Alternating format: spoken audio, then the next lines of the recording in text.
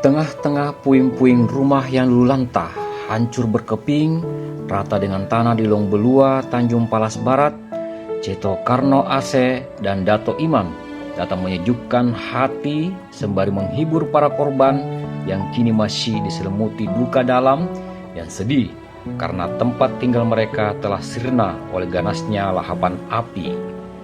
Ase dan Dato Iman datang bukan karena apa dan mengapa, tetapi sosok tokoh Bulungan ini memiliki rasa tanggung jawab tinggi dan kepekaan dalam untuk peduli bukan hanya hari ini di saat duka bergelayut di atas awan terhadap 22 korban kebakaran Senin lalu, tetapi tabiat dermawan, suka berbagi dan membantu kesusahan sesama tanpa pandang bulu seperti itu sudah dilakukan puluhan tahun oleh Ase maupun Dato Iman.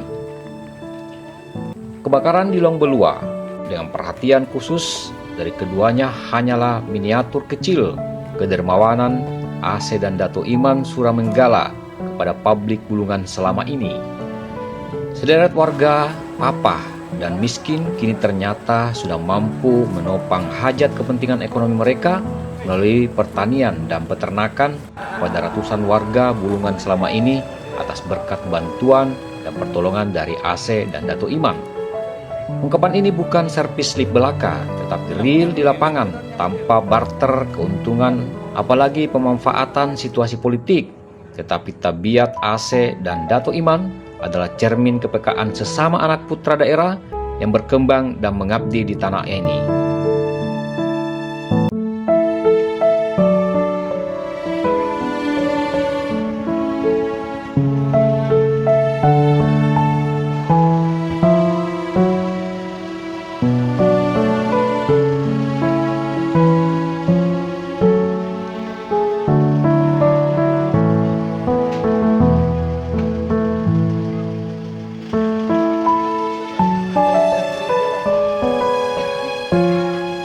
Perjalanan selama 2 jam dari Tanjung Selor menuju Long Belua dengan karakter jalan yang labil demi membawa bantuan berbagai kebutuhan mendesak para korban adalah bukti otentik tak terbantahkan jika Ase dan Dato Iman seolah ingin merasakan derita dan kesedihan warga di lokasi kebakaran itu.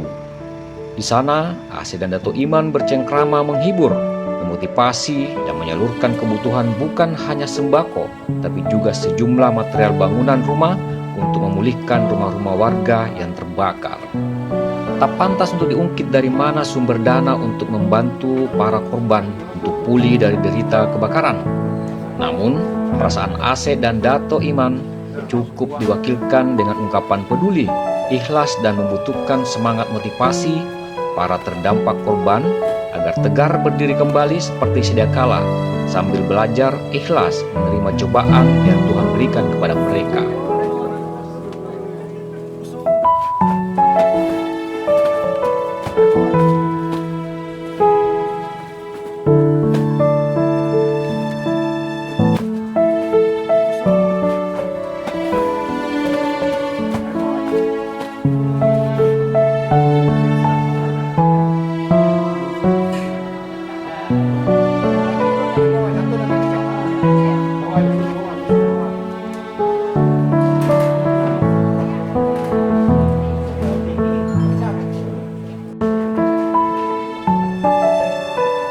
Gayung bersambut, berharap dan terkabul.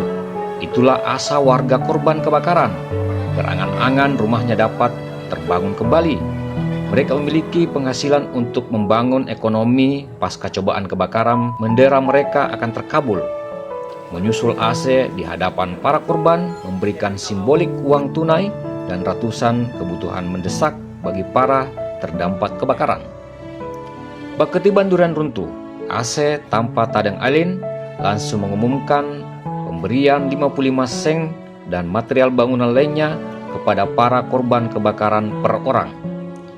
Ase bahkan meminta agar rumah yang akan dibangun agar ditata penuh estetika sehingga jalur-jalur kebakaran bisa dilintasi kendaraan saat musibah serupa terjadi di kemudian hari. Tetes haru kebahagiaan pun mengalir dari sudut mata para korban mendengar kabar membahagiakan itu.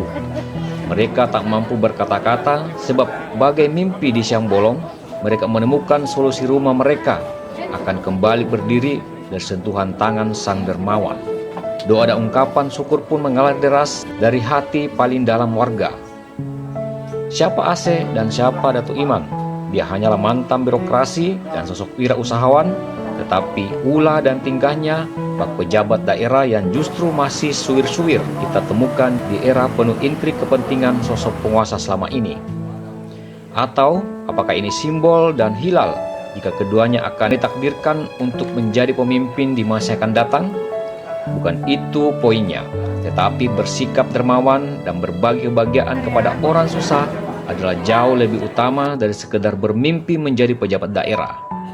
Jikapun itu terjadi, bahwa mereka diinginkan rakyat untuk menjadi pemimpin, itu adalah bonus dan takdir dari Yang Maha Kuasa. Berbuat ikhlas saja, biar Sang Pencipta yang memberikan skor dan ketentuan takdir.